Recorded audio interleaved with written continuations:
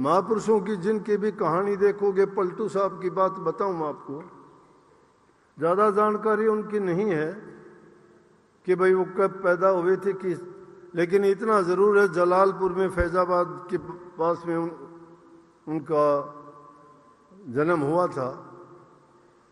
जाति के बनिया थे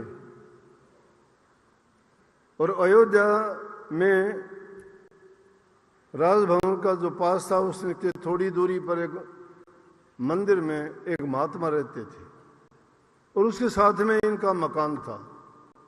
छोटी मोटी दुकान में काम करते थे। काम यही था कि इतनी बड़ी नहीं, किराने की दुकान कह लो जिसमें सब सामान जरूरत के रखते थे।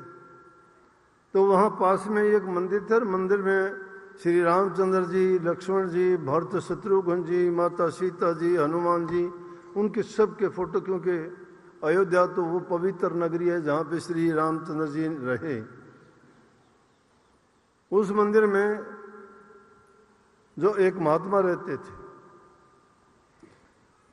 तो जो भी वो वहाँ पर उनकी पूजा करते थे और जो भी कुछ आता था, चढ़ावा पूजा, वहाँ भगत लोग रहते थे, उसको दे के पलटू को बढ़िया था उसकी दुकान में, उसको जो आता वो दे देते थे, चढ़ावा पूजा, और उससे सामान लेके आते थे। उससे सारा मंदिर के सेवक या जो भी आता उनका भोजन का, प्रसाद का इंतजाम और प्रबंध उसी से करते थे।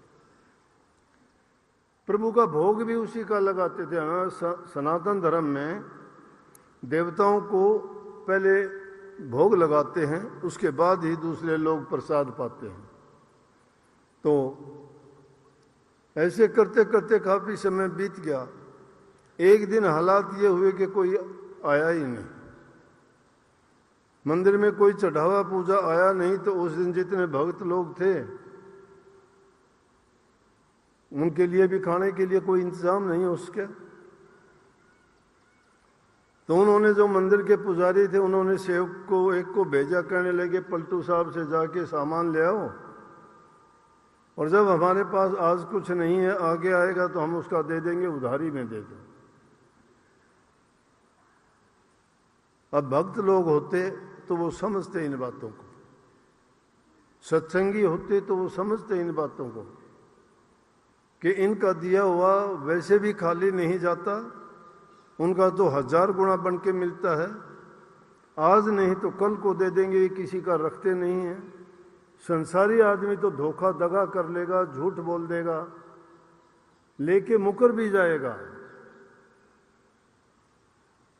ये दुनियादारों की रीत है, लेगा मुकर जाएगा, मैंने लिया ही नहीं, कुछ भी झूठ बोलता है। लेकिन महापुरुष कभी झूठ नहीं बोलते। वो तो सोचते हैं कि अगर किसी का तुमने इतना भी लिया तो तुझे बदले में इसका कई गुना करके चुकाना पड़ेगा। ये कर्म का सिद्धांत है। तुम अगर किसी का लेते हो तो उसका आपको बदले में ब्याज सहित देना पड़ेगा, आज नहीं कल को देना पड़ेगा। उधारी का काम नहीं है। प्रकृति का नियम है, दोगे तो लोगे और लोगे तो देना पड़ेगा। चालाकी नहीं चलती, झूठ नहीं चलती। उसकी दरगाह में फैसले होते हैं, वो झूठे नहीं होते। वहां पर लिखने वाला, हेराफेरी करने वाला कोई नहीं है। यहाँ काम करते ही वहाँ सीधा अपने आप प्रिंट हो जाता है। सब कुछ लेखा जोखा कंप्यूटर की तरह 1 सेकंड में निकाल के रख देते हैं। तो उस दिन जब गए, सेवक कहने लगे, पलटू साहब कहने लगे, भाई मेरा और उसका पुजारी जी का कोई ऐसा लेन देन नहीं है, मैं उधारी में नहीं देता। वो मेरे पास जो आता है वो देते हैं तो मैं उसके बदले में दे देता हूँ। इंसान का विश्वास श्रद्धा दृढ़ होनी चाहिए। प्रभु हमारे से दूर नहीं है, दूर हमने कर रखा है। अपनी खोटी भावना, बुरे कर्मों के कारण, बुरी आदतों के कारण अपने मन में छल कपट बेईमानियों को भर रखा है हमने। जब वो हमारे हृदय के अंदर भरी हुई हैं तो कहाँ प्रभु का वास होगा। पलटू साहब का वैसा ही था। उसका दुनियादारी का लेन देन था, सीधा जवाब दे दिया। जब इतना लंबा चौड़ा किसी का लेन देन चलता है तो वो इस तरह से थोड़ा व्यवहार करता है, कह देता भाई कोई बात नहीं, आज को नहीं कल को आ जाएंगे। जाके उन भक्तों ने जाके पुजारी जी से बताया कि जी पलटू ने तो ये कह दिया। अब उनको बड़ा दुख लगा, बोला भाई चलो, संतोष होता है भक्तों को। पुजारी जी कहने लगे चलो प्रभु को यही मंजूर है आज, लेकिन हम तो भूखे भी रह लेंगे, वैसे भी रह लेंगे, लेकिन प्रभु को भी तो आज भोग नहीं लगेगा। उस दिन वो सारे भगत लोग जितने थे मंदिर में भूखे रहे,